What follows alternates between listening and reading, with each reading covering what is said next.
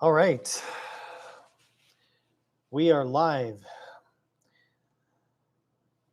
This time, we should not have, fingers crossed, we shouldn't have audio issues like before. I changed to a new camera, a new microphone, and I've tested this like 6 times, and I haven't had any problems. But who knows? These live streams, you just never know. So welcome. If you're watching this on a replay, thanks for watching that. A lot of people do that. This is the September 2025 Q&A live stream session, and we're doing it at 6 p.m. Pacific time for this month. So what I'm going to do is trying to see, why do I not see all the, are you guys putting in chat messages yet? Because I don't see. Okay, here we go. Now they're starting. All right. So more people will come in because of the way YouTube works and how it puts out these live streams. It'll take a little bit for people to kind of join. But we're already getting some questions. So I'm really going to jump right in and we'll get started trying to answer these questions. I will prioritize the super chat questions as always, but I'm going to try to answer everybody. Okay, SP says, if you could only have one bike, which would it be? I think there's two that I would have a hard time choosing between. It would be an Aprilia Touareg 660, or it would be like a BMW 1300 GS. It would be one of those two. If I could just have one motorcycle, I think it would be between those two. How Josh Dad Bod, I know about the Dad Bod thing. He says, how's the 390 holding up? Actually, I really think that this 390 Adventure R is very close to the unicorn bike, and here's why. It's super lightweight for an adventure bike. It's got good motor, good suspension. It's got great wind protection. It's the only bike that I can really remember where I would take it almost anywhere off-road because it's so light feeling and capable, and I would still ride it on the freeway. It's probably the only bike that I've ever tested that spans that wide of a range of riding, and it's only $7,000. I'm doing a ton of more upgrades to it. I'm doing a handlebar vibration dampening. I'm doing I've got a seat cover for it. I'm doing WP Pro suspension upgrade. I've done the fuel tuner, air filter to give it more power. There's a lot more coming on that. It is a fantastic bike, and I think it's going to be a huge hit for KTM. Okay, no issues with the audio, right? People are saying that it looks good. Does KTM address the lack of throttle response on the bottom end on the 390? They did do an ECU update. I covered that in episode 3, the last one. It helped a little bit, but then I put on the fuel tuner, and that helps a lot in terms of better throttle response and low-end power, but it's still a small displacement engine, and it doesn't have a ton of low-end power. It's better now. I upgraded the air filter to high-flow DNA, and I did the fuel tuner, and that is a big improvement. But it's okay. It's just not great. It's a small engine. You just have to learn to ride it that way, but it's actually pretty quick. Let's see. Hello from Canada. Hello from Zimbabwe. Thank you guys very much. Appreciate it. How do I like? Ninja says, oh, sorry, I missed one. Dan says, I was wondering your comparison between the KTM 390 Adventure R or the Ibex 450. Okay, the Ibex has a twin-cylinder motor, much smoother on the highway. Really nice engine for street riding. The Ibex is a little bit heavier than the KTM. It's noticeably heavier, not as confidence-inspiring off-road, although still very good. Off-road, the KTM is better. On the highway, the Ibex is better. So that's really how that breaks down. Let's see. Okay, how do I like, the Ninja says, how do I like the new T7 compared to the Touareg? The Touareg is still way better. I mean, I just spent almost all day today riding the T7, actually doing the group test with the Transalp and the V-Strom, getting that filmed. And yeah, the Touareg is still so far ahead of the T7. The 2025 T7 has made a big improvement with the suspension and the upgrades that it has, but it's still kind of showing its age. Less power, less suspension, less features. It is top heavy compared to the Touareg. The Touareg will run circles around the T7. It just does. But then you've got the reliability factor that you have to consider. All right. Hello from Wisconsin. I was just in Wisconsin a couple weeks ago. I was in Milwaukee for a Royal Enfield event. So beautiful state, by the way. Greetings from BC. Thank you for watching from Canada. Josh, it's good to hear it. Okay. If you were doing, Peter says, if you were doing the Transamerica Trail or the TAT, what would be your selection?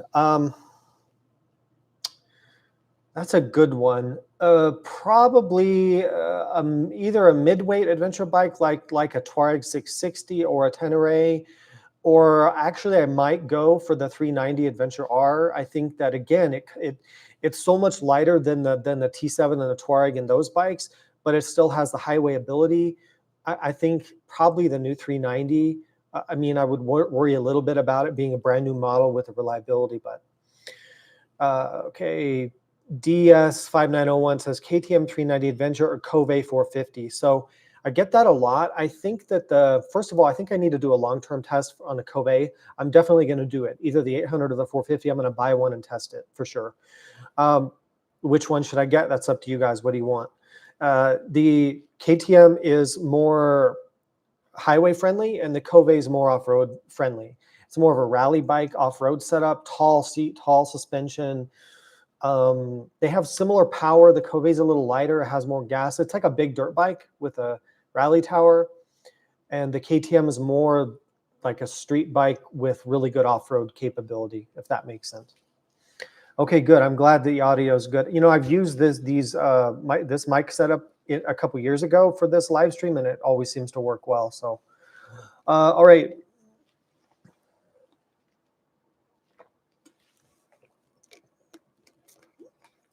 Thanos says, what would be your best recommendation for a comfortable bike, good MPG, optional panniers, but also massive torque and very sporty for canyon riding and occasional track? GS. GS, Multistrada, those are the best bikes for that. You didn't tell me a budget, so I'm assuming that there's no budget. All right. Whoa, there's a lot of questions. Okay. In-depth DMD2 review from Travis. I don't know. There's a lot of navigation tablets. I just have a hard time finding time to test all of them. If it's the terms of the software itself, I am using it more, and I really like the software, the DMD2 software. The hardware that they have is also good, but you can put the software on so many different devices. But I think it's the best motorcycle navigation software I've ever used for sure, the DMD2. But I'm also playing more with Onyx Off-Road and things like that. CRE8R says Honda 300L with 2K upgrades or KTM 390 Adventure. You know, the Honda with the upgrades and the big bore kit's really good, but I would still go with a 390 because you're trying to make the Honda Dual Sport into an adventure bike, which it's not designed to be, whereas the 390 Adventure R is designed as an adventure bike from the factory. And that's why I prefer, I think, the KTM. And you're not going to get 44 horsepower from the Honda. The KTM has a legit 44 horsepower, probably more now that I've done the modifications to it. And it'll go 100 miles an hour. Like it's zippy. The 300 is just not going to get to that. Thanos says, is the 1300 GS much superior to the 1250 GS? Yes, it is. But the 1250 is still amazingly good, and I would put the 1250 against a Multistrada or a Tiger 1200 or a KTM 1290. But the 1300 is a lot better. But if it's a budget thing, get a 1250 GS. It's still an incredible bike and does not feel old at all. Did I get the suspension sorted on 390? I'm trying to. So I'm having a rear spring custom made. I had it the rear shock dyno tested actually, and the spring rate's a little too soft for my weight and the luggage and stuff. So custom rear spring is coming. But then I've decided I'm just going to do the WP Explorer Pro upgrade that they're coming out with. It's $2,000 or $3,000. That's a lot of money. But because I think this is the unicorn bike, I think it's worth seeing how that works out. I want to put Explorer Pro factory suspension. I think that's going to be the golden ticket for that bike, but it's expensive. 2024 1250 RT. How could you not love this bike? I do love that bike. The 1250 RT is one of the best motorcycles I've ever ridden. I love the RT very much.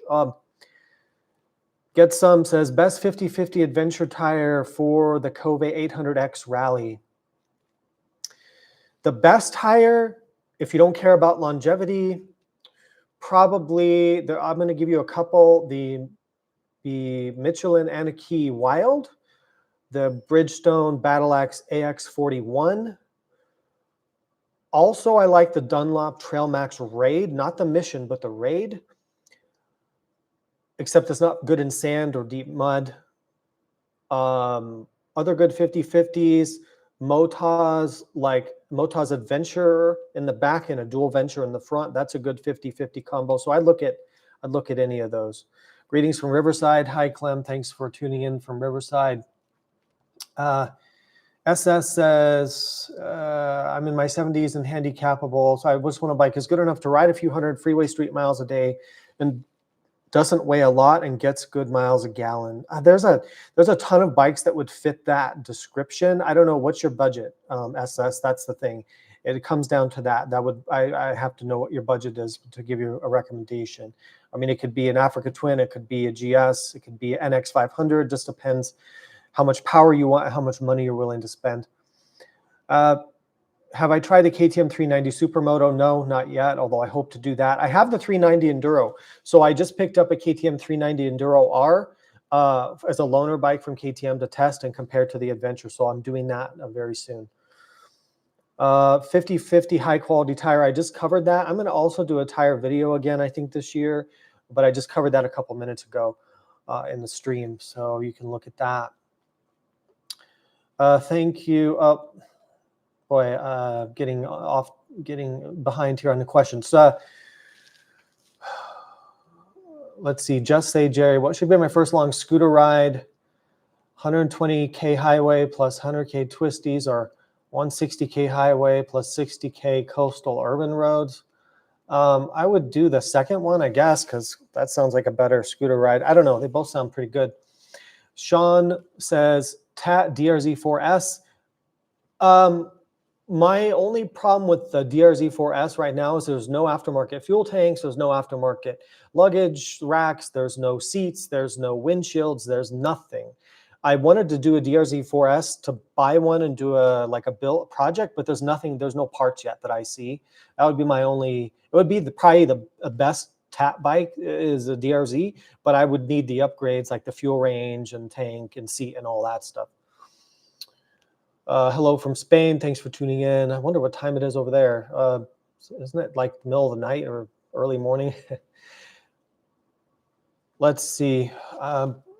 Jason says, you convinced me to get a 390 or 790 Adventure base model. Zero regrets. First BDR completed. That's awesome. I'm happy to hear that. I'm glad it was helpful.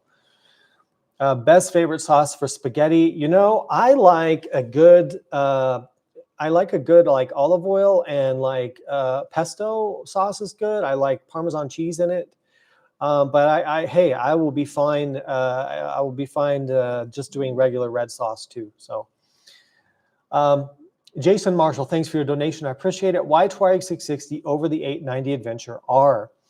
The motor on the Aprilia, I think, is just a little bit smoother, a little bit less vibration to it than the 890. I don't really think you need the extra 20 horsepower from the 890. And frankly, I think that the Aprilia has better motor reliability than the 890s. The LC8 motor, the 790s and 890s, have been very problematic, as we all kind of know. And we don't need to get into that. We all know that. And I think that would be my hesitation there. Although in a race around an off-road track, the KTM is going to be better than the Touareg. It's got firmer suspension and it's got more power and better electronics. But if I'm buying one, I'm probably going to go the Aprilia for myself. How can I get in a list to buy one of your bikes? That's from Clay. Just email me, info@bigrockmedia.net, and I have a folder for that. You can email me. My email is also on my YouTube page and everywhere else. I also have a website that I'm working on. It's bigrockmoto.com. You can check that out too. Let's see. 50/50 tire. Yep, we just covered that. Red Bull Maniacs Pol Taurus won on a T7. Johnny Walker came in second and won 4 out of 5 sections on a more or less stock. Tiger 900 Rally Pro. Yeah, that's right. And my point is, it doesn't matter really what the bike is. Like all of these adventure bikes now, most of them are really capable. It's about the rider. If you put a pro level rider and pay them a lot of money, they're going to do really well. It doesn't matter. Africa Twin, T7, Touareg, KTM, Tiger, Desert X, they're all like the same thing. It's just about the rider's skills and then the factory support behind them. Did they get good suspension tuning on it? Did they have a good day? You know, all of that tech support and the pit crew they have. So yeah, they're all really equally capable. So that's why I kind of discount when I see the Instagram videos of guys ripping on all these bikes, because they're professional, the best riders in the world, and they're being paid to do it. All the bikes are really capable. It's not really about the bike, it's about the rider. That being said, you have to have a solid bike, but beyond that, it's the rider. Chen says, I own a KTM 890S. I'm thinking on the next one, what do you think about the Triumph 900 GT versus the Ducati V2 for road use and comfort with excitement? The Ducati V2 Multistrada, hands down. The V2 Multistrada, the new one, not the previous one, the new one that I went to Spain to test, was that this year? I don't remember. That is my favorite like street bike right now, the new Multistrada V2. I love that thing, and I would buy it over the V4 Multistrada or the Tiger for sure. I think it's better. Moto Drone says he likes his Norden for all around. Yep, I agree with you for sure. Pat Grundle says, I'm going to take a drink here. If money is a concern, would the 900 GSA be an alternative to the 1250 or 1300 for two people in camping gear for a few nights? Absolutely. The 900 GSA is an awesome bike, a little bit top heavy, but if you're tall, it shouldn't be an issue. Great off-road, great on the road, punchy motor, good suspension now with the update. The 900 GSA is a sleeper. People are sleeping on that bike, and more people need to be looking at that. So I would say absolutely yes. Let's see. Oh, man. Where am I here? Glenn says, hi from Virginia. I watched your review. The X-Cape, bought one, 16,000 miles, great bike. Really enjoy it. That's awesome. I'm so glad that they want to bring me the X-Cape 700, the updated one, and I need to test that. I'm a little bit overwhelmed with projects at the moment. Is the BMW RT the still best long distance tourer that I've tested? For my taste, yes. Some people will prefer a Goldwing, or the 1600 BMW, but I personally prefer the RT. Lightweight, sporty, just the low center of gravity, the handling. I find the riding position more comfortable on the RT than I do the Goldwing. The Goldwing there's something with my legs that the Goldwing hurts my legs really bad when I ride it. So I would say the RT, but it just depends on your preferences there. I didn't know you do live. Yeah, I'm doing them once a month now, so we're starting that. Are you going to do any riding courses? No, I don't do riding courses. I don't want the responsibility of that. I'll let other people do that. If the Echo says, if the 50% tariff stays in place, would you still recommend, from India, would you still recommend the Himalayan 450 or KTM 390? That's getting into lightly used T700 Transalp territory. Yeah, I know what you're saying. Like if the price point of those, I mean, you can't really compare a used bike to a brand new bike, but a used Tenere or Transalp or whatever it is, Africa Twin even, you start to look at the value of that compared to like a brand new 400 series adventure bike like the Himalayan or the KTM or whatever. Yeah, I think those are a better value to get a lightly used Transalp or T7 or something. I do think that's probably a better value if you're okay with the extra weight, a little bit extra weight on those bikes. RT or Goldwing? For me, RT all day, every day. Favorite bike right now, says Isaac.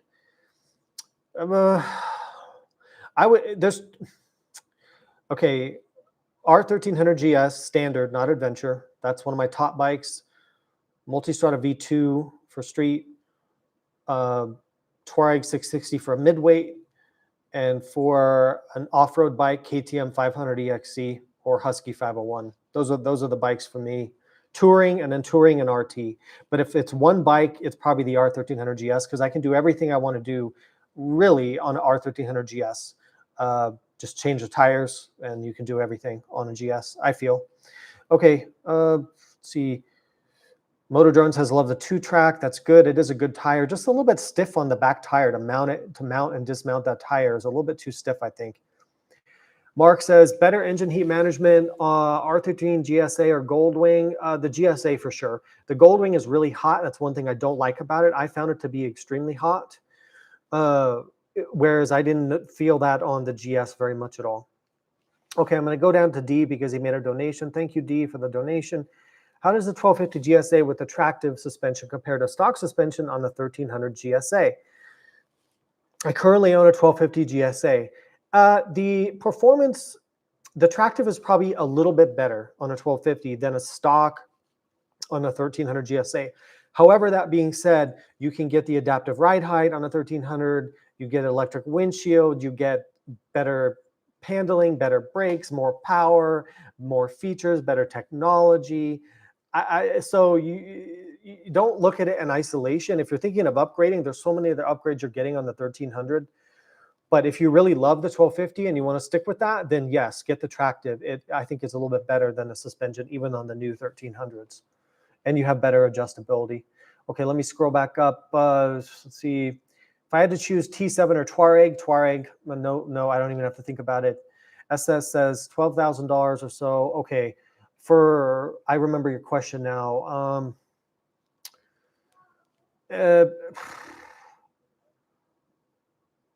I have to send me an email, SS, because I forget what I kind of forget what you were asking earlier. Send me an email, info@bigrockmedia.net. I'll get back to you, or shoot me a message on Instagram or Facebook with your question.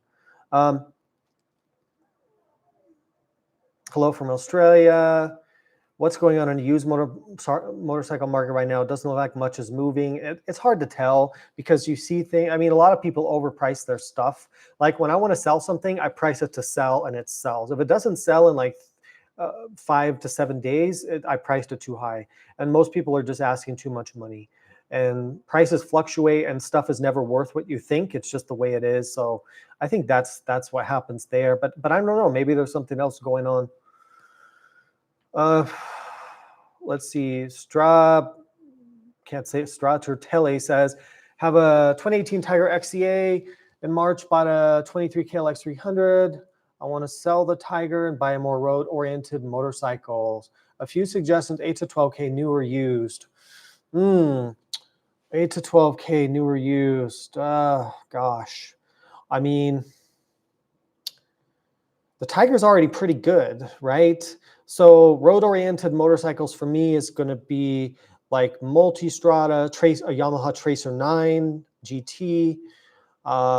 Let's see, Kawasaki Versys 1000 or 1100. We already talked about the Multistradas. I would look at that. GSs like 1200, 1250 GSs would be good choice. Tiger 1200, maybe. I've seen those go for crazy prices. KTM 1290 Adventure S. So you got a lot of good choices there, but stick to the adventure bikes with the bigger motors. I think you're going to be happy there. 800 X-Paul from Canada. Are you planning on doing a short video, rehydrating yourself, doing multi-day ride? Yeah, that's a good idea. I don't consider myself an expert on that in terms of that, but I would say electrolytes, coconut water, I like a lot. Body armor. In fact, I'm drinking a body armor right now. It has a lot more. If you look at the potassium, magnesium, and all that stuff, it has way better than Gatorade does. And this doesn't have any sugar. This is the light version. So it's like kind of based on coconut water. This is a good one to grab at a gas station. I'm already drinking it right now because I was out riding today. It was extremely hot. So I'm trying to rehydrate.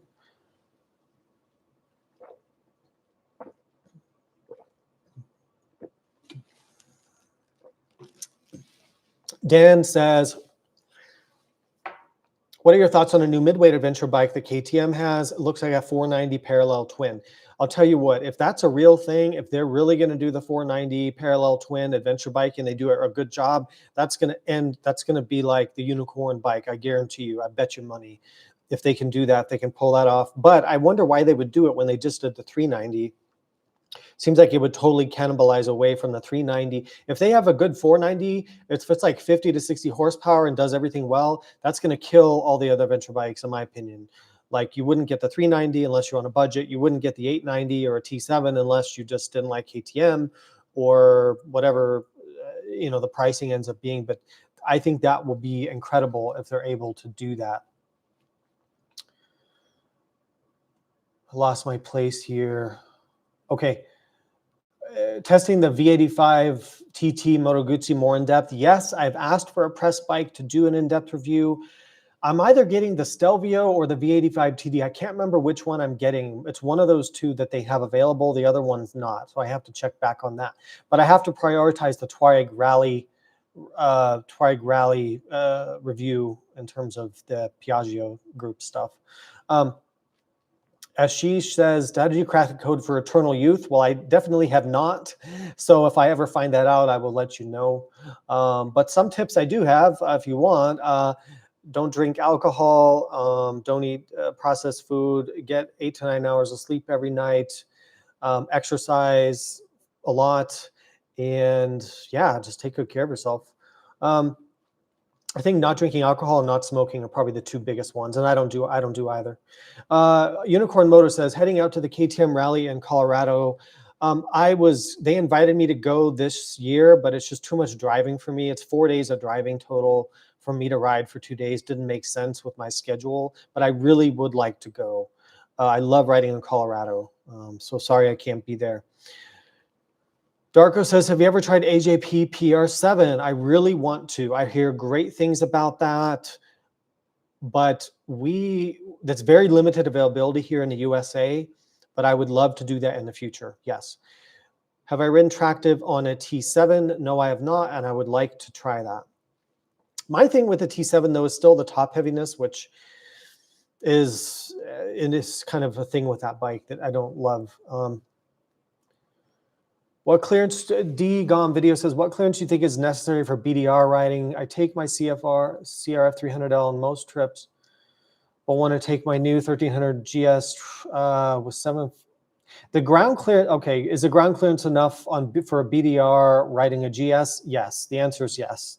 It's very rare that you're going to go over a rock step that's more than the ground clearance of a GS. If you do, you're going to have a skid plate on it, right?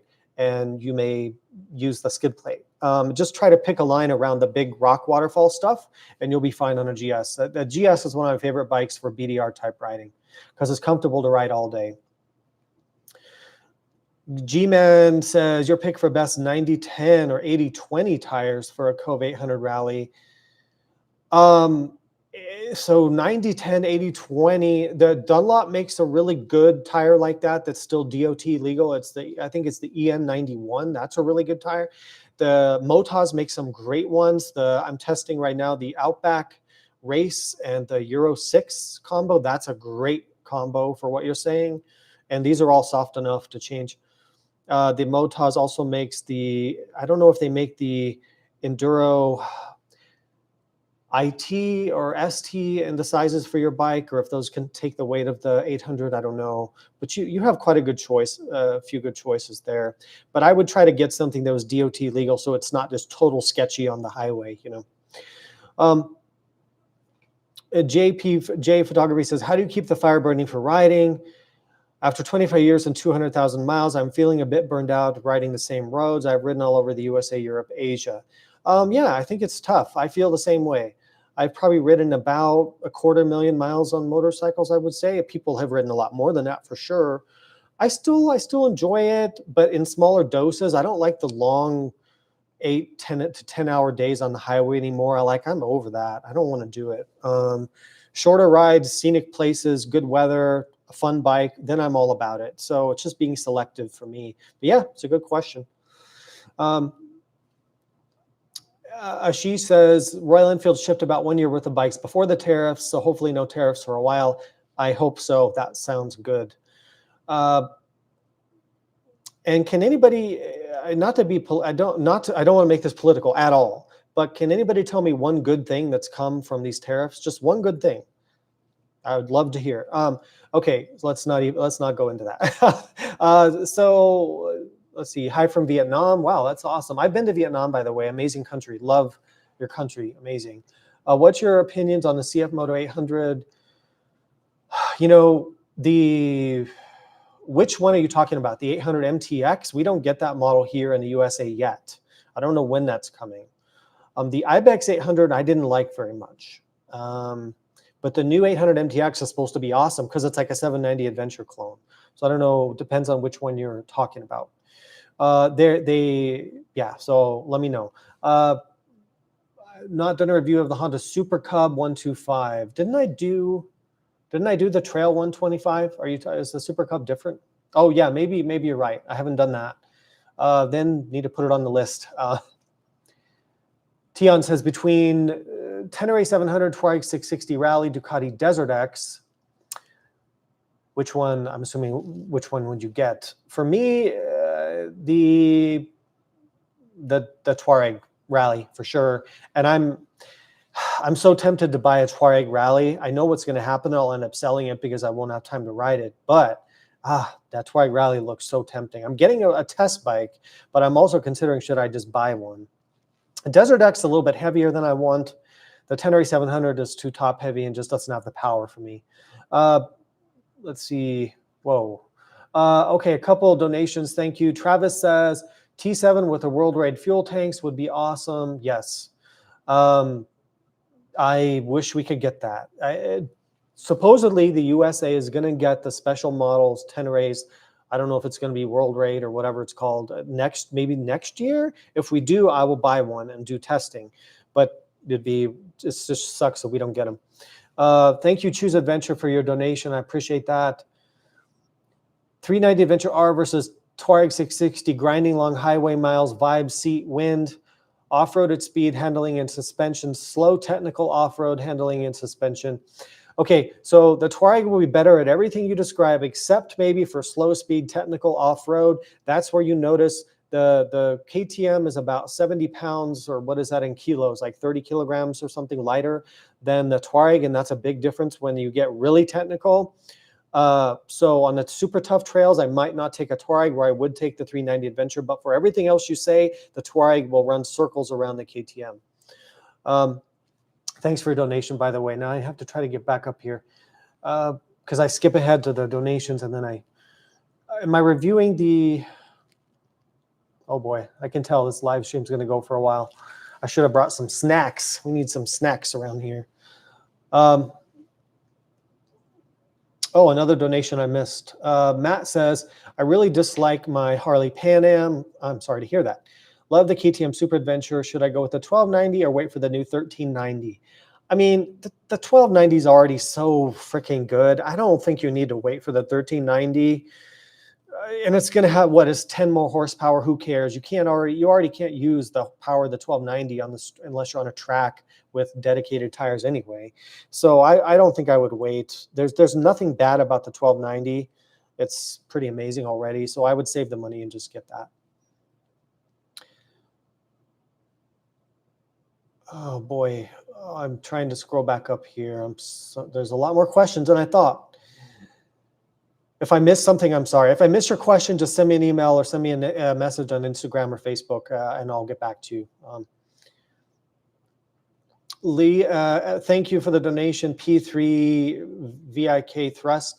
XD5 versus new Liat helmets. I'm going to get the new Liat helmet to test, and we'll have to see how that is. I want to test it. I've heard very good things about it. I'm testing the X1 Alpha from Climb. That's the new one. The XD5. I'm trying to do a shootout of all the helmets, but it's kind of hard to get together, and it's like $5,000 to like buy all the helmets or something like that. So it's kind of a lot of money to buy them all and test them, and then I got to like figure out what to do with them when I'm done testing. But I'd like to do a shootout. The Liat seems really good. I will be getting that to test. Angel Face says, I'm a girl, dual sport rider from Canada. Welcome from Canada. Thanks for being here. South Carolina, Louisiana, awesome. Okay. Some people say no way they would take a Touareg over a T7. I get it, I do. And the reliability in the dealer network is a huge deal. Like if you're traveling around and you need an Aprilia dealer, good luck, like you're screwed. But if the Yamaha, there's dealers everywhere. That's kind of the nice thing about it. So I get it. 350 versus 500 EXCF from Colin, newer Enduro rider. Newer Enduro rider, then I would get a 350. Do you want to be on the live stream, sweetie? Yeah. Okay, we're live on YouTube, okay? So we're going to answer these people's questions. let's see, 350 if you're a newer rider. Or I would, yeah, you agree? Okay. I would only say that I would only say the 500 for more experienced riders. Stop tickling me. I'm not going to tickle you. We're on a live stream. Okay. Got to go back to work. I'm in Australia. Thanks for being here from Australia. Don't take the microphone because I have to use the microphone. Yeah. 690 Adventure would be the unicorn bike. Yes. If they do, KTM do a 690 Adventure. Like, why is KTM doing a 390 Adventure, not a 690 Adventure? I don't get it. Like, they bring out the new 690 Enduro, but it's still an Enduro. I don't want that. Like, if I want that, I'm going to get a 500 EXC. And if I want Adventure, I'm going to get an 890 or a 390. So where's the 690 Adventure? Sweetie, we have to answer people's questions, okay? Sterling, hey Sterling, he says, do you like the new Outback Race and the Enduro 6? I do like them.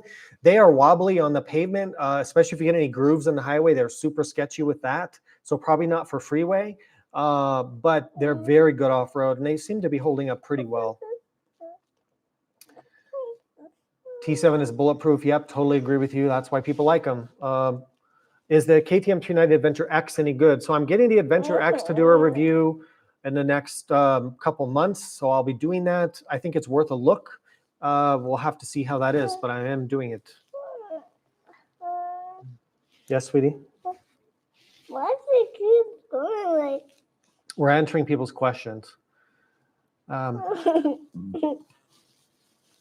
Jesse says, Cove 800X Pro or Transalp. After seeing a drop test on those bikes, I'm ready to get rid of my KLR 650.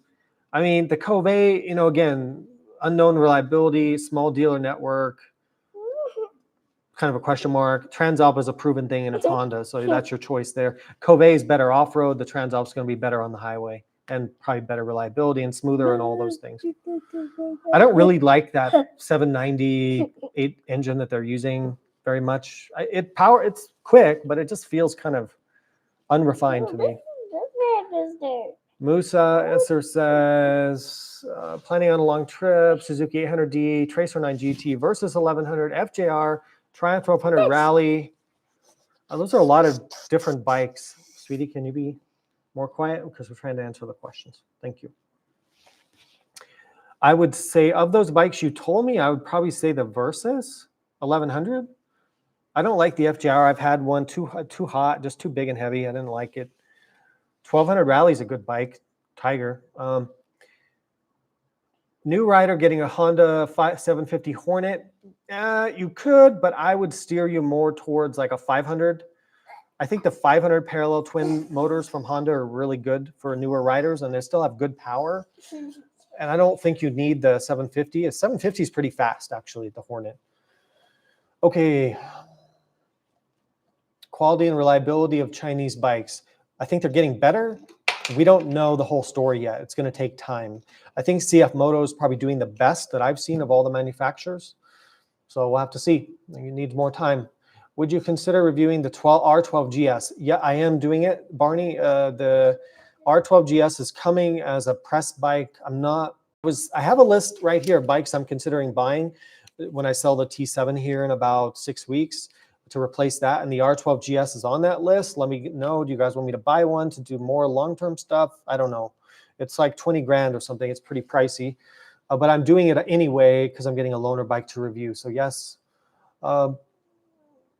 When is the next 390 Adventure R video coming out? Probably in the next couple of weeks. The next video on the 390 will be about the fuel tuner and the air filter and the performance.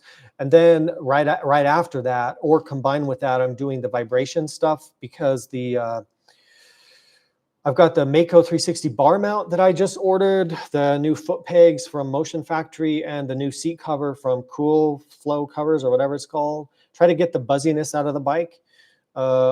And then we're going to work on suspension after all that. But yeah, we'll focus on the power upgrades, the vibration stuff, so a few other things. And then we'll go from there. But I think we're going to make the unicorn bike out of that once we get the new suspension, the Explorer Pro. Let's see. Thanks for answering questions. No problem. Let's see. East Kentucky, thanks for joining. Let's see. Supposedly bring some manufacturing. Oh, the tariffs back to the USA, but otherwise not doing so well. Yeah, it'd be nice to have more USA manufacturing. I totally agree. I just don't see this approach doing that. I'm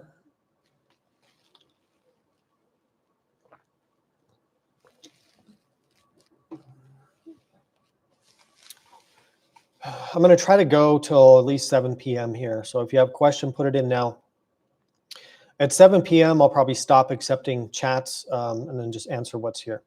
And if I miss your question, just send me an email or shoot me a DM. Got a V-Strom 1050 XT, Sal, that's awesome. New leftover bike, that's awesome. Very good. That's a very cool bike, very underrated, and people overlook that one. 660 is going to destroy the 390 for highway miles. Yes, way smoother. Twin cylinder, you just can't beat a twin cylinder motor for the highway. As much as I like the 390, it's very buzzy. Reviewing budget gear. The truth is, I don't like using it.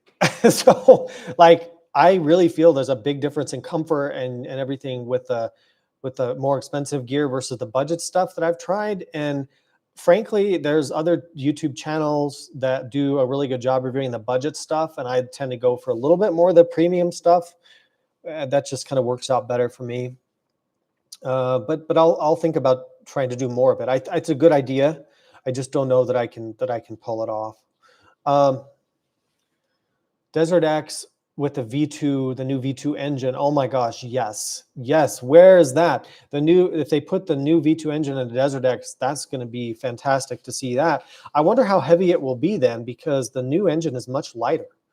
That would be a lightweight Desert X would be hard to beat. That would be really good. They need to improve the rear shock though. Need to make a little bit better shock. Favorite mid-size friendly adventure trails within 2 hours of San Diego from Casey. Just go east and everything out by Ramona, by Julian, by between like Mount Palomar and Idyllwild and Thomas Mountain and all of that. Anza, Warner Springs, that whole area has a ton of good dirt roads and fire roads that are adventure-friendly stuff that you can do. Go on Onyx Off-Road. Or an app like that, and you'll see all the trails there. Yeah, Jonah says KTM needs to make a 690 Adventure S or R. I agree with you. 70, but I don't know. I think a twin cylinder, there's something to be said for a twin cylinder on an adventure bike. I just don't know how smooth they can make a single, even though the new 690 engine is supposed to be smoother. I will be testing, by the way, the new 690 Enduro, the 2026. I will be testing that, but I don't know if I'm buying one to do a project with. That's going to depend. I'm going to put a poll out so you guys can vote on what long-term project bike you want to replace the T7, because I'm going to be keeping the 390 Enduro longer because there's a lot more stuff I want to do with it, but the T7, I'm already running out of stuff to do with it. So Echo says, would you rather buy a new DRZ 4S or get a CRF 300 and upgrade the suspension? For me, DRZ all day, every day, because it's so much more power and torque, so much more suspension capability. I just think start with that and then upgrade the DRZ 4S. That's what I would do. But we have to kind of wait for the aftermarket on the new DRZ to sort of kick into place. That's the problem. Barber Motorsports Vintage Museum in Birmingham, Alabama. No, I probably can't get to that. That's a little bit, it's on the wrong coast. It's on the wrong coast for me. Travis says, Touareg is still good at low speed and tractoring. It is, but there's a point where you want less weight. There's a point where you feel the 450 pounds. And if you have a lighter bike, that's what makes the difference. Theo says, you and Ben Dorkin Road seem to get along well. Yeah, we do. Any more trips planned together? Yeah, I think we probably will. I have a few friends that I like to ride with and do trips, but like, I don't like the motorcycle camping as much. I'm just too tired after riding all day to really want to camp. I want to shower in a nice bed typically, and I think that's, some people really like camping, so we kind of run into that. but I will tolerate camping, and I have some new gear. So we'll see. But yes, I would expect that to happen in the future. They invited me to go to Idaho with them and Colorado and a bunch of stuff, but I do more of like bike testing on a lot of different bikes, and I'm very busy with that. Whereas I don't just sort of create content about adventure bikes and do those trips. So it's a little bit different of a focus on the channels, I think, as well. KTM 500, Colin Arnold says 350 for enduro or 500 and get the 500 for open desert. Yeah, that's right. I mean, that's the right answer, I think, on the EXC. As she says, wait for the new 2026 690 or buy a 24 with a $1,500 discount. The discount is nice, and then you're going to have more parts availability for aftermarket, because the new bike, I don't know if all the aftermarket stuff's going to be compatible with a new bike, so that could be an issue for you. Being an early adopter has a lot of issues. There will be some issues with the new bike, some bugs to work out. You won't have the aftermarket parts as much unless there's carryover. So I'd probably get a 2024 to answer your question. I have heard, Johnny, I have heard the rumors that the T7 Rally will come to the US. Yes, I have heard that, and I hope it comes true.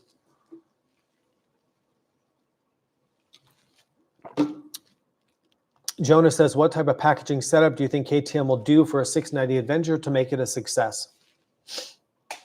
It's a great question. I don't know the answer.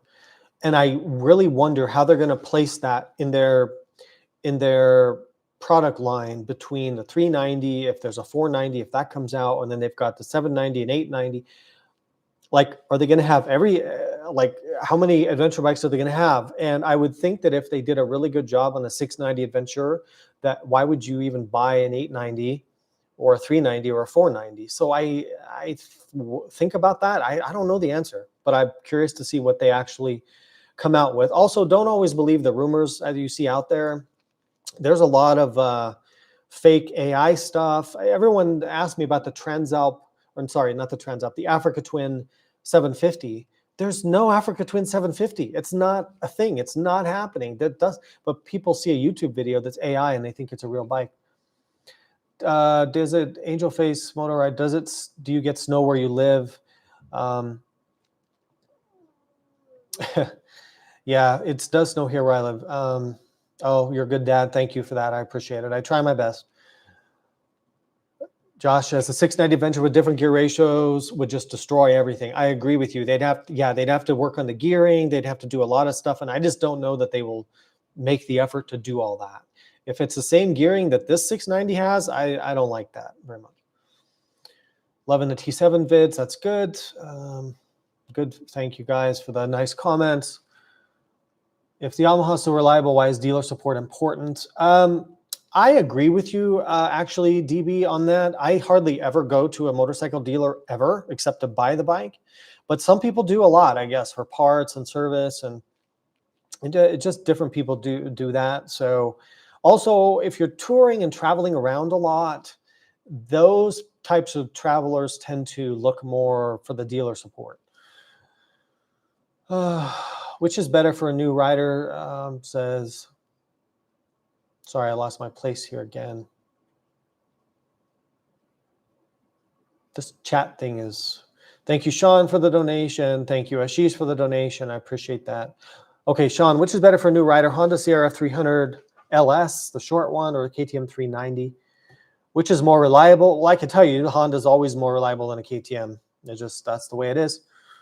Which is better for a new rider? Probably the CRF 300 LS. Yeah, I would say start with that, and then later you can get a bigger bike if you want.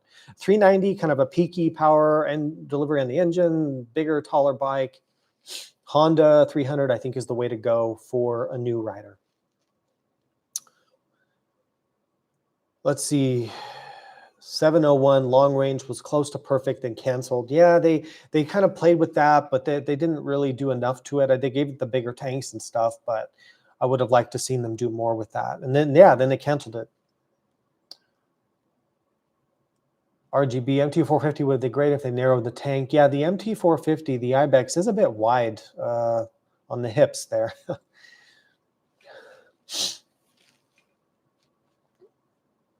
P3 Viking Theresa have a 300XC 2-stroke and a 701 Enduro. What's the next step for something more touring oriented? 890 since I'm already in the family. If you want to stay with KTM, but since you have a 701, okay, if you're keeping the 701, then just try to jump to a 1290 if you can. Just skip the 890. The 890 is too close to the 701. And in fact, I think I would rather have an 890 than a 701 for adventure riding. I actually just like it better. But if you want a more of a street bike thing, I would try to jump up to a 1290. Unless you want to get, oh, you said touring. I was going to say a Duke, but the Duke's a sport naked, so you don't want that. There's a lot of other good bikes, though, out there for street bikes, so look beyond KTM for sure. Mikhail says, KTM 790 Transalp or Africa Twin for mostly on-road riding with my wife and some off-road. I am complaining about weight feeling on the Africa Twin.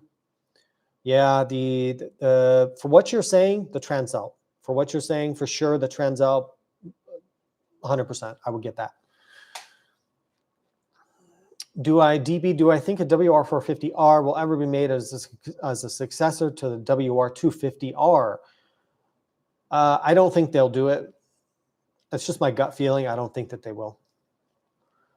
Jonas says, do I think Ducati will do a 698 Adventure? I personally don't think so, but I have no idea. I just don't. My gut tells me no, and I know I've not heard any rumors. Sean, thank you for the donation. I appreciate that.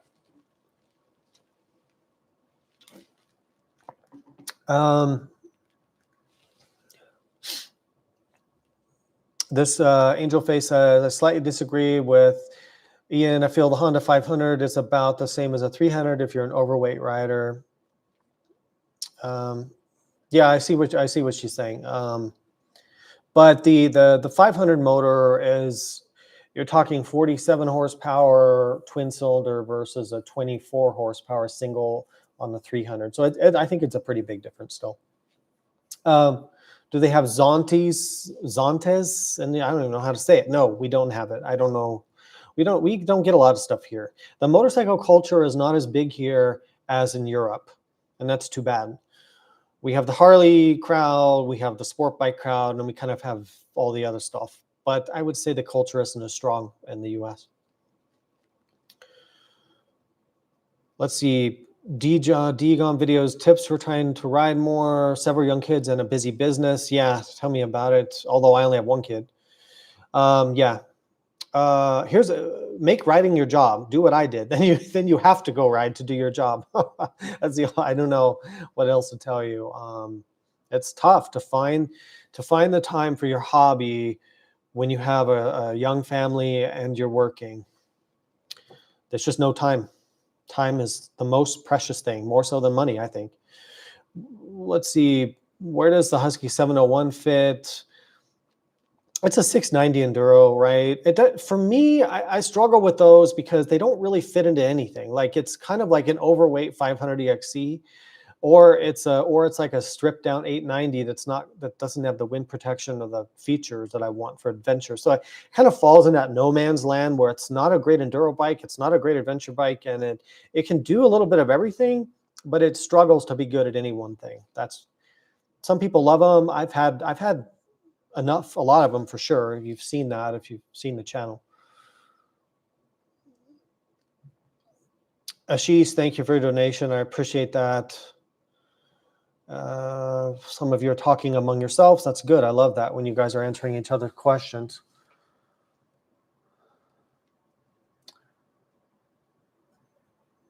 Okay, trying to find my place in the questions here. If I could bring back, Juan says, if I could bring back a bike that's no longer in production, what would it be? Oh gosh, I'd have to think more about that one. Bikes that are no longer in production. I'm not sure. I would kind of say some of the older GSs that were more stripped down, but they did just bring out the R12 G/S, so I guess they brought that back, sort of.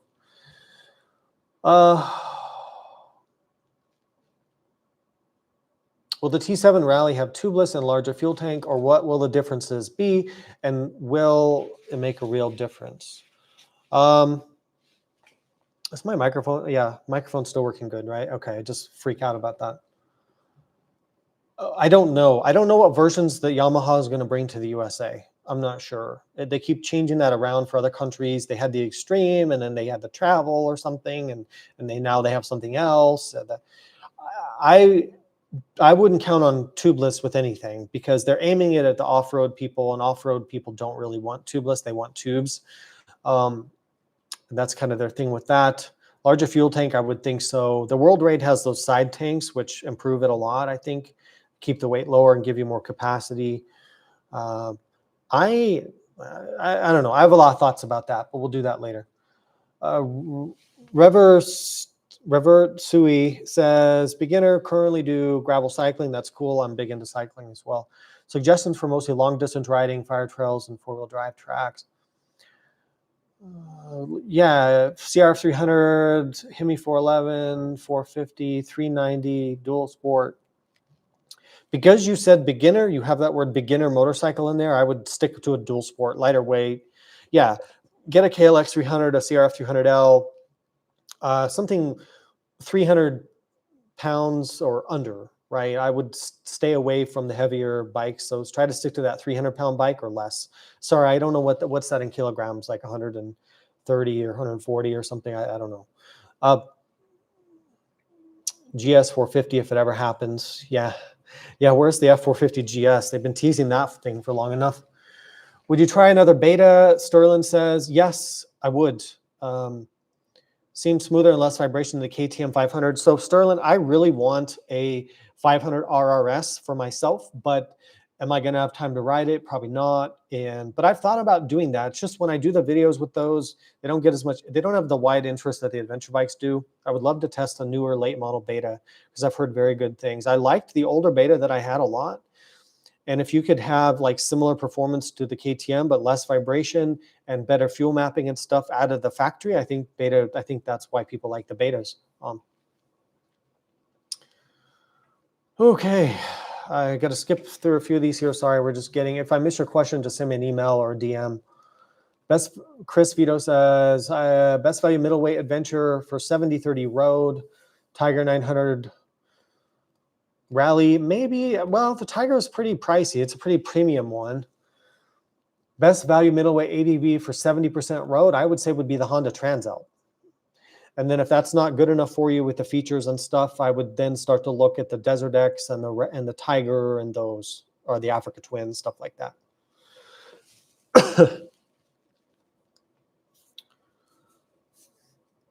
Let's see. Paul Averty says, you're going to get a chance to test the new BMW. I hate this chat. Like when I move the mouse, it jumps and I can't.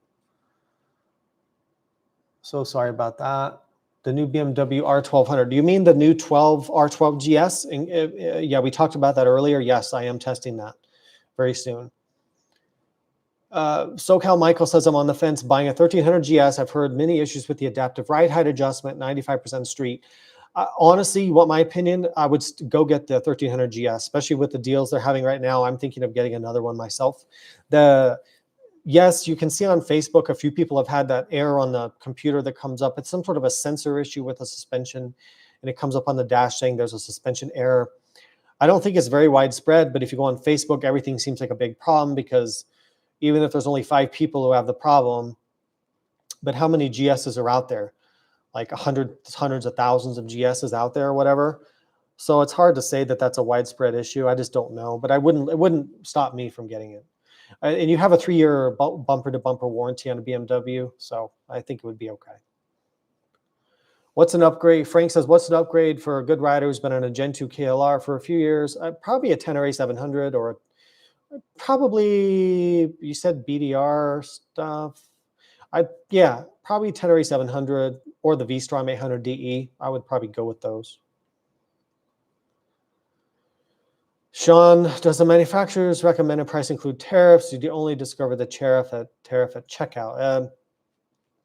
The manufacturers are listing the import duty or the tariff on their website so you can see what they're charging. Travis says 690 was actually a spy shot of a real bike. I hope that's the case. I really hope so. I never believe anything I see on the internet, frankly. M. Francomon says, your picks for a 2-bike garage. 1 single for trail light adventure and 2 twin for long BDR rides. Okay, I have your answer. I already know because I've been thinking about it. If I took a break from testing bikes and bought 2 bikes for myself, I would buy a KTM 500 EXC and set that up how I want. And then I would buy a BMW 1300 GS trophy with a sport suspension. That would be my 2 bikes. They have enough crossover. You've got a really amazing like road sport touring bike that can do BDRs on one side. Then you've got your really off-road capable bike on the other side. That'd probably be my 2 bike setup. This guy, Arby's. I am the assistant regional manager for Arby's. You guys do know that, right? Beef and cheddar or Reuben. Well, I like Reuben's. I mean, horsey sauce. Yeah, I always get the sauce. Come on. It's funny, actually. I don't know where the Arby's joke got started on the channel, but it started a while back. And I hardly ever eat there. I have nothing against Arby's, but I hardly ever eat there. A modern super. Oh, that's a good answer. RBG. If I could bring back a bike, it would be the modern Super Enduro. KTM made a 950 Super Enduro. Yeah, either that or the BMW HP2 Enduro, right? I think those are kind of cool. But then again, not super practical, maybe. Fun, though. Salim says, still waiting for your long-term review on the... Oh, God, this thing, it skipped again. Now I have to scroll back up to try to find... Waiting review Lone Rider bag, 70 liter. Hope they're holding out. Yeah, they've been fine so far. They seem good. I think they're good quality. I don't know if they're quite as strong as Moscow, but they're not bad. Just checking my microphone again. Looks like everything's working good. Let me know if there's an issue with that.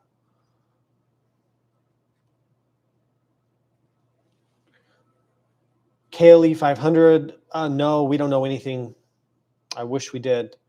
Hopefully we'll learn more soon. The 2025 1300s don't have the same percentage of issues as the first year models. I have the 2025 1300 GS with adaptive height, and it's been flawless. Amazing bike. I agree with you, D-Gom videos. And that's the bike that I want to get for myself. I actually have an email drafted right now in my email account to the sales guy at BMW Riverside, because they have one right now that's got the trophy color, it's got the electric windshield package, it's got adaptive ride height and sport suspension, which is a really cool combination, which you couldn't get last year. It's got all the stuff I want. It's on sale, and it has like super low promotional financing, so I wouldn't even have to pay cash for it. I'm so tempted. I want that bike. But it's either ride my own bike or ride the test bike so I can give you guys better information. You know, it's like, what do you want me to do? That's the thing there.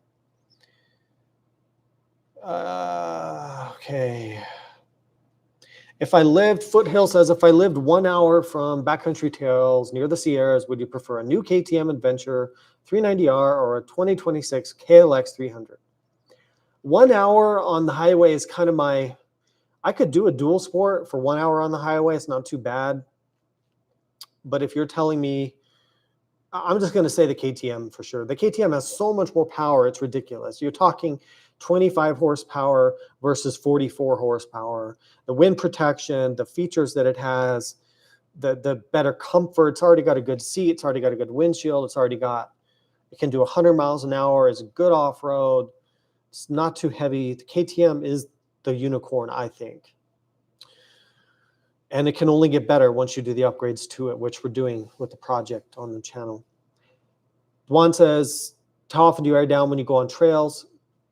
I don't air down very much unless it's very serious or I'm going to be off-road all day. If it's just like a 1 hour section or 2 hour section of dirt, I don't really air down.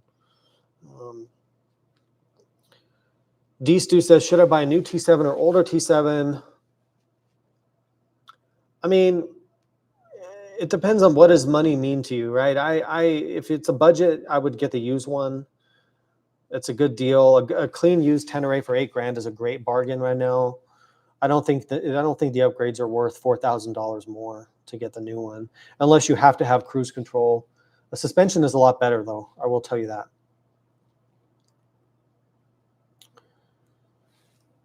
Okay, I think I'm getting to the bottom. Oh, it skipped again. I'm just going to go. Oh, no, wait. I got to go back up.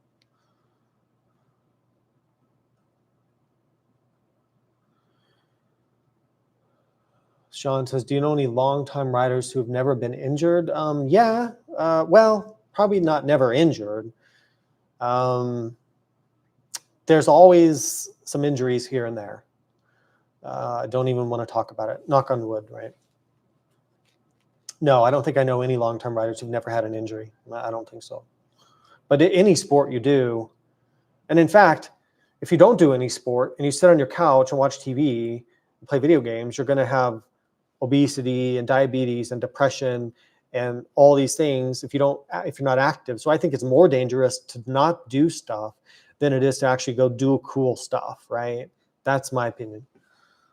What's the what's the ugliest bike I've owned?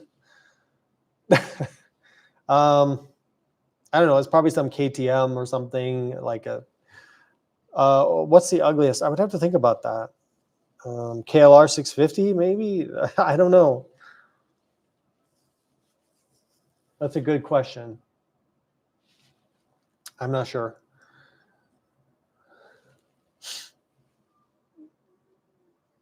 All right. If you had one bike, what would it be? I think I answered that before in the stream, but probably a 1300 GS. Or if I wanted to do more off-road, I'd switch that to maybe the Touareg 660 or KTM 890 Adventure R Rally if I had one bike. But if I'm doing a little bit more highway, then I would go towards the GS, the 1300.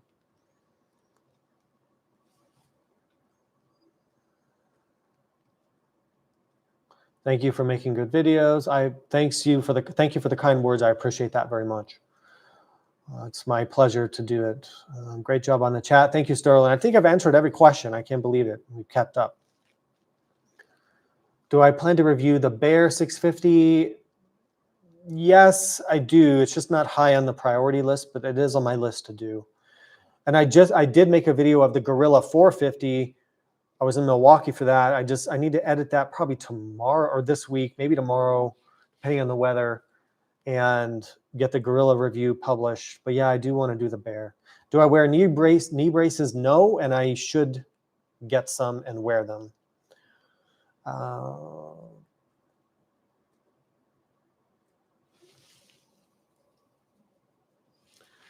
Genetic says new Transalp or better price on good used adventure bike. Which one? I mean, for $99.99, a brand new Transalp, especially with the new colors and the better suspension for 2025, I think that's kind of hard to beat. But you're always going to get a better value buying a used bike, you know, if you look around. Wabi Sabi Enzo says Himalayan 450 versus KTM. I assume the 390 Adventure. Which one for touring? You know, the Royal Enfield motor on the 450 is a lot smoother, less vibration than the KTM. So for touring, I might go for the Himalayan versus the KTM. The KTM is more set up for off-road, and the motor is pretty buzzy. Although the wind protection on the KTM is better, a lot better than the Himalayan. So you've got that to factor in. It's a tough choice. I think if we can get the vibration out of the KTM with some stuff I'm doing to isolate the vibration, it's going to be the unicorn and beat everything. But that's what we're going to find out very soon. I've got the bar mount, the Mako bar mount that completely isolates the handlebar from the mounts and makes that smooth. New foot pegs that are vibration isolating and a seat cover. The vented seat cover thing, I think we'll be able to get the buzziness out of the 390. If we can get the 390 to feel smooth on the highway and get better suspension, it will be the unicorn bike. I'm telling you guys, I know you don't believe me, but it is going to be. What's the best app for finding single track trails? Probably like, you have to get into almost the mountain biker stuff like Trail Forks. As I use as a mountain biker, that's what I would probably use. Onyx Off-Road sometimes has it. Gaia is a good application as well.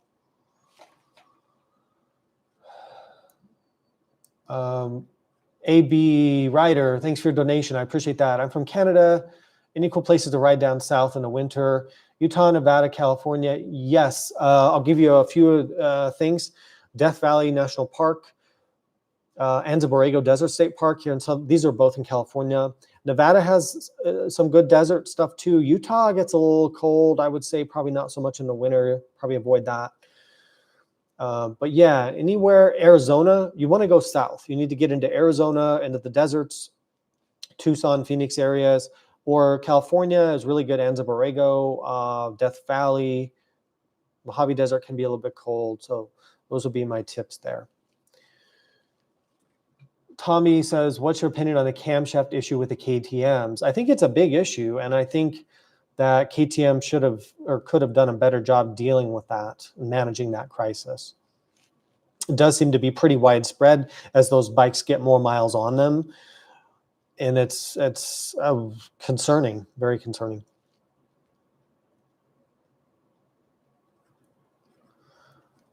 Let's see. Chad, hey Chad, I appreciate you being here. Been riding since the 80s, did some amateur racing. I've never broken a bone, but I've had terrible bursitis from crashes. Okay, that's interesting. Thanks for sharing that. I'm starting to get pretty tired, so I'm probably I'll go for a little bit more, but I'm starting to feel a bit hungry and a bit tired. I went riding today in the heat and got pretty exhausted from that.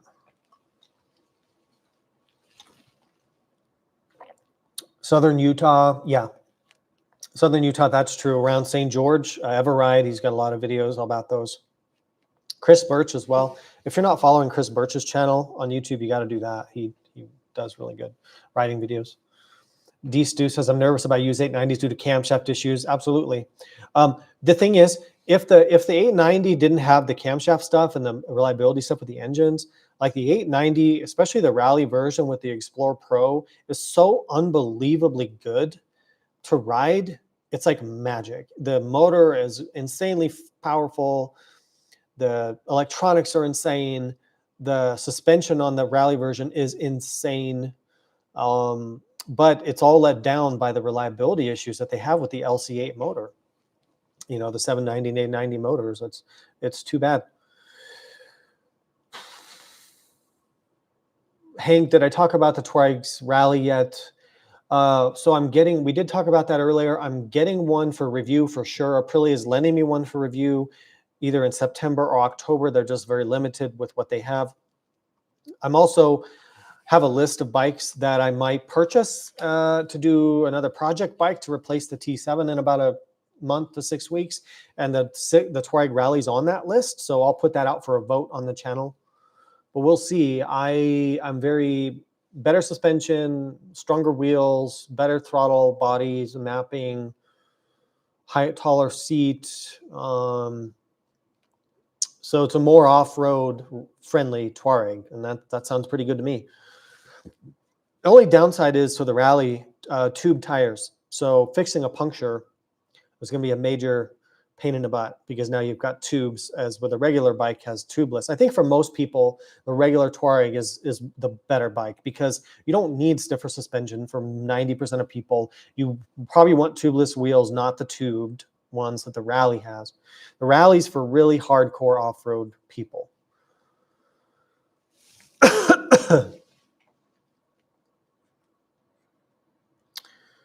Okay, yeah, Chris Birch is amazing. What's your go-to backpack for hydro and a small amount of other junk?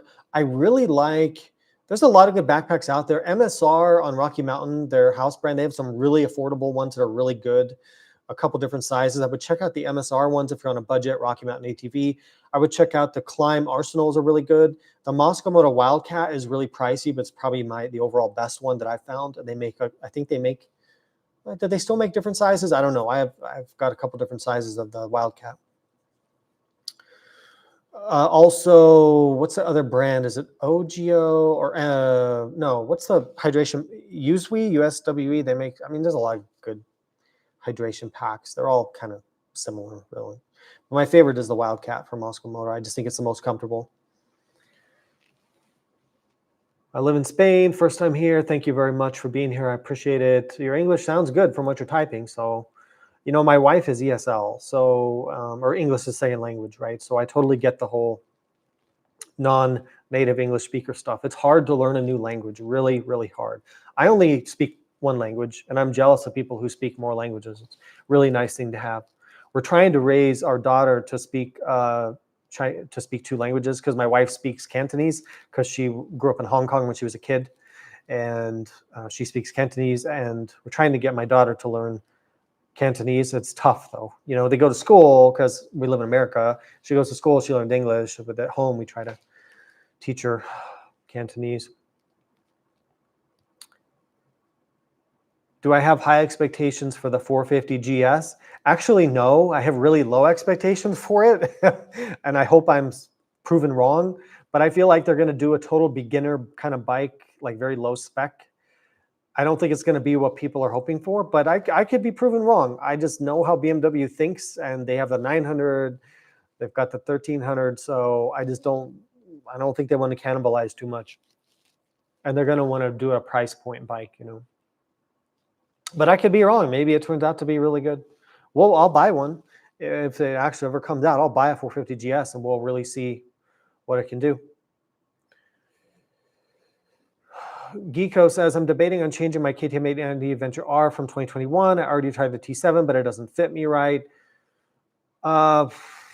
Okay, so try a Aprilia Touareg, try a Triumph Tiger 900, try a Ducati Desert X, and try a Honda Africa Twin.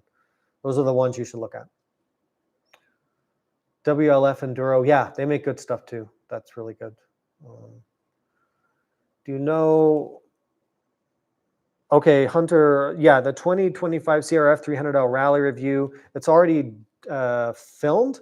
I just need to edit that video and publish it. Probably that will be next week. I've got to get the Gorilla 450. I should do that one first. And then the 300 Rally video will probably be next week. Just need about 3 hours to sit down and edit it and publish that. They didn't improve it very much, is the moral of the story. They didn't change the suspension, hardly any. So it's pretty much the same bike as it was before. Hey,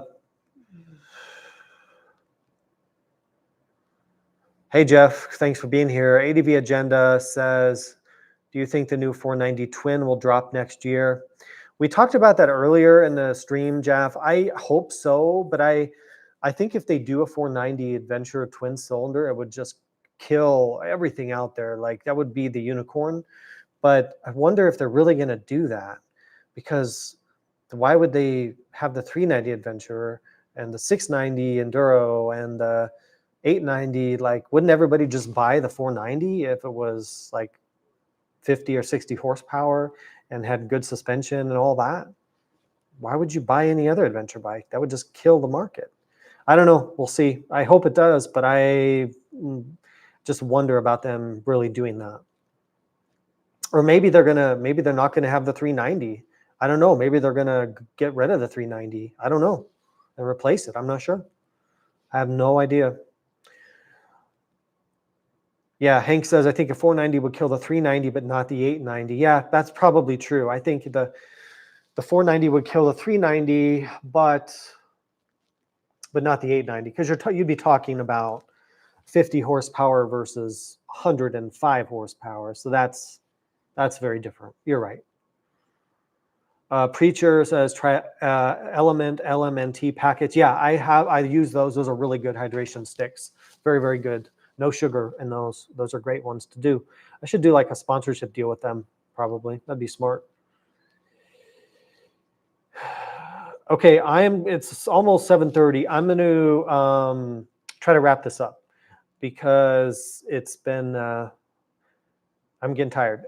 So I think we've answered every question on the stream, which I'm proud to do that. You guys have really good questions. You're a very intelligent audience. I'm grateful for this community. Really, really like it. Let me try to finish these last questions here. Yeah, we're going to try to wrap up. So I'm going to hopefully not get too many more questions coming through. You can always email me or send me a DM.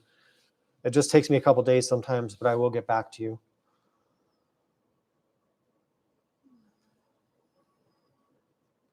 Yeah, I don't see too many more questions coming through. Thank you, guys. I really appreciate it. So there's a lot. If I can get these pop-ups on my computer to stop coming up. Hope the audio and the video was good tonight. Let me know if you have any suggestions for improvement or for future content. You can drop that in the comments or in the chat. Thank you guys a lot. We're going to do this once a month and see how we go. So we'll do it once a month. I thought about changing the times around to see for different countries. So I don't know, but my biggest audience is the USA, but it's only 40% of my audience. 60% of my audience is outside the USA, so they're on different time zones. But my biggest single audience is the USA, so maybe it makes sense to do them at this time of day. So anyway, yep. I hope I did a good job with the questions. If you want to get a hold of me, shoot me a DM or an email, and I will get back to you. Otherwise, I will see you on another live stream in 4 weeks in October, early October. We'll do another one of these. I'll set that up, and we'll answer more questions then.